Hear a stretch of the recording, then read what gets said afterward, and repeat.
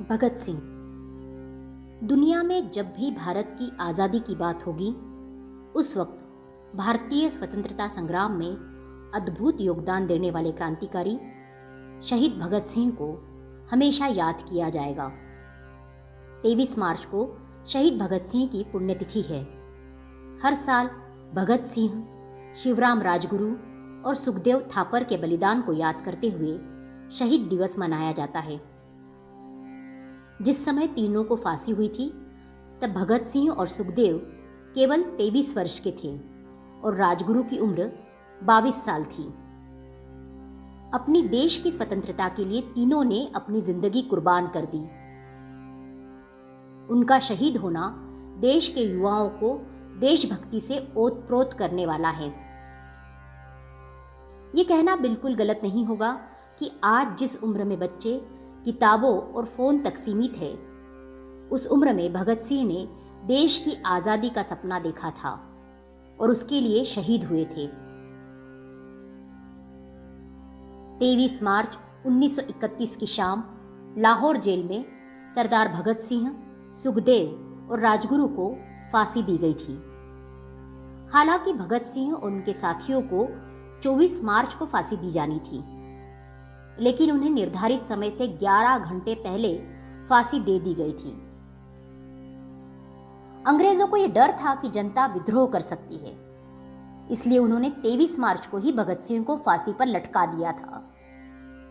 वही तीनों शहीदों का अंतिम संस्कार पहले जेल में ही होना था, लेकिन बाद में अंग्रेजों को लगा कि जेल से उठने वाला धुआं देखकर जनता उत्तेजित न हो, इसलिए रातों रात जेल के पिछवाड़े की दीवार को तोड़ा गया और ट्रक के जरिए तीनों के पार्थिव शरीर को बाहर ले जाकर उसका अंतिम संस्कार कर दिया गया था। भगत सिंह अक्सर जेल से पत्र लिखा करते थे और उनका जेल से लिखा गया आखिरी खत अपने साथियों के नाम लिखा था, जो उर्दू में लिखा गया था। पत्र का हिंदी अनुवाद चमनलाल की किताब द भगत सिंह रीडर से लिया गया है, जिसमें उन्होंने लिखा कि साथियों, स्वाभाविक है कि जीने की इच्छा मुझ में भी होनी चाहिए। मैं इसे छिपाना नहीं चाहता हूँ, लेकिन मैं एक शर्त पर जिंदा रह सकता हूँ कि कैद होकर या पाबंद होकर न रहूं। मेरा नाम हिंदुस्तानी क्रांति का प्रतीक बन चुका है। क्रांतिकारी दलों के आदर्शों ने मुझे बहुत ऊंचा उठा दिया है, इतना ऊंचा कि जीवित रहने की स्थिति में मैं इससे ऊंचा नहीं हो सकता था। मेरे हंसते हंसते फांसी पर चढ़ने की सूरत में देश की माताएं अपने बच्चों के भगत सिंह होने की उम्मीद करेंगी। इससे आज़ादी के लिए कुर्बानी देने वालों की तादाद इतनी बढ़ जाएगी कि क्रांति को रोकना नामुमकिन हो जाएगा। आज मुझे खुद पर बहुत गर्व है।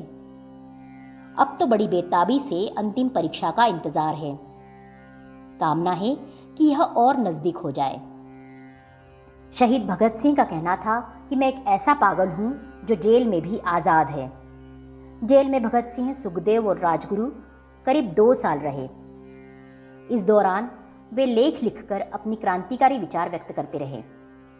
जेल में रहते हुए उनका अध्ययन बराबर जारी रहा। उनके उस दौरान लिखे गए लेख व सगे संबंधियों को लिखे गए पत्र आज भी उनके विचारों के दर्पण हैं।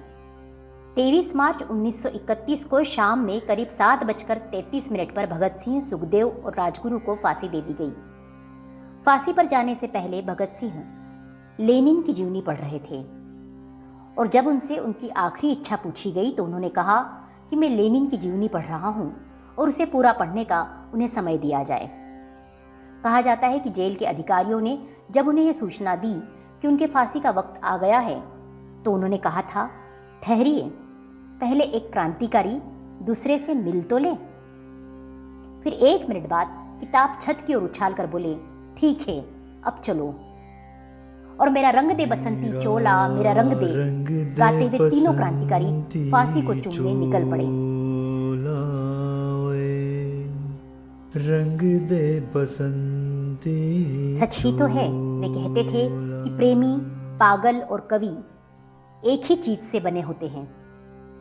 और अंग्रेजी हुकूमत ने भारत के 3 सपूतों भगत सिंह, सुखदेव और राजगुरु को फांसी पर लटका दिया था।